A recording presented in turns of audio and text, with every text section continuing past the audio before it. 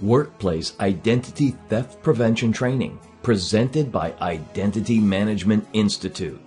This training will cover training objectives, high-risk accounts, red flag categories, consumer reporting agency alerts, suspicious documents, suspicious personal information, suspicious account activities, other notices and alerts, service providers, fraud detection, red flag response, and professional certification.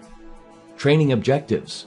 In compliance with the federal red flags rule, all financial institutions and creditors with covered accounts must train their employees regarding their identity theft prevention program and teach them how to detect red flags or signs of identity theft in their day-to-day job functions to prevent and mitigate identity fraud.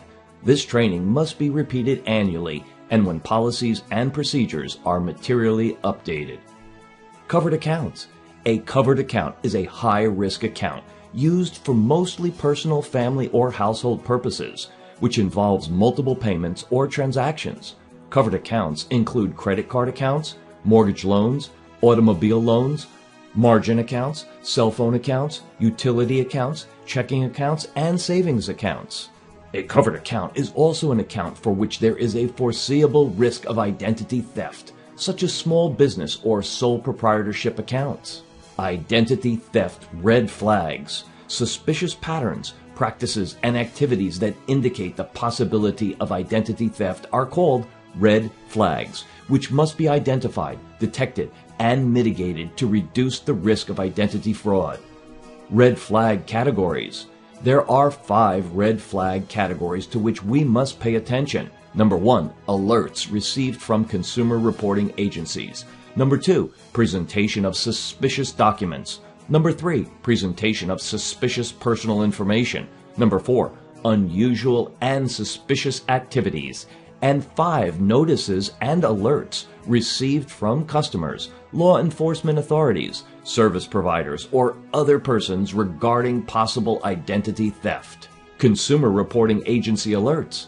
Consumer reports often include information which can be used to detect identity theft. Such red flags include fraud alerts placed by consumers, notice of credit freeze in response to a request for a consumer report, notice of address discrepancies, and unusual patterns of activities, such as a recent and significant increase in the volume of inquiries, an unusual number of new accounts, a material change in the use of credit, especially with respect to recently established credit relationships, or an account that was closed for cause or identified by a financial institution or creditor for abuse of account privileges.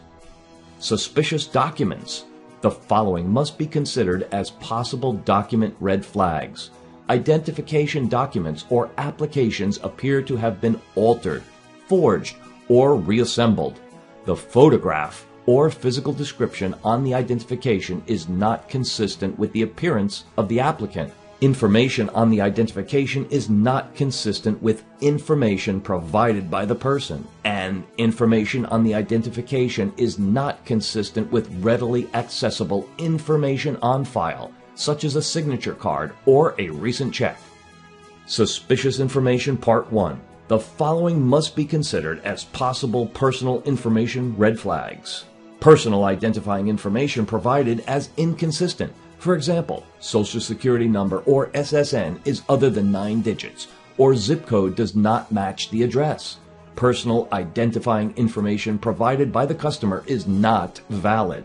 For example, phone number, address, or Social Security number does not exist, or SSN is listed on the Social Security Administration's Death Master File. Personal identifying information provided is associated with known fraudulent activity. For example, the address or phone number on an application is the same as the information provided on a fraudulent application. Suspicious information Part 2. The following must also be considered as possible personal information red flags. Duplicate SSN. Phone number or address provided exist and are the same as the submitted by other persons opening an account or existing customers. The person opening the account or the customer fails to provide all required personal identifying information on an application or in response to notification that the application is incomplete, and the person opening the account or the customer cannot provide authenticating information which would normally be available in publicly available sources, or stolen items such as wallets and account statements. Suspicious account activity Part 1. The following are account activity red flags. The institution receives a request for a new, additional, or replacement card, cell phone, and users within 30 days of a change of address, in which case the company must first validate the new address. Transactions are associated with known patterns of fraud, such as the majority of credit available for cash is used.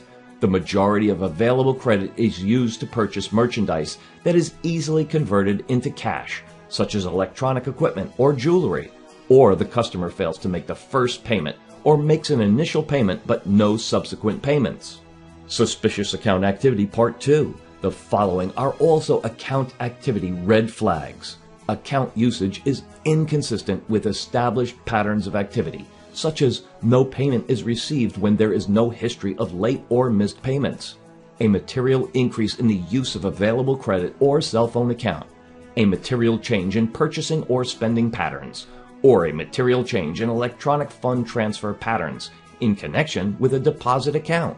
A covered account that has been inactive for a reasonably lengthy period of time is now used. Mail sent to the customer is returned repeatedly as undeliverable and transactions are occurring.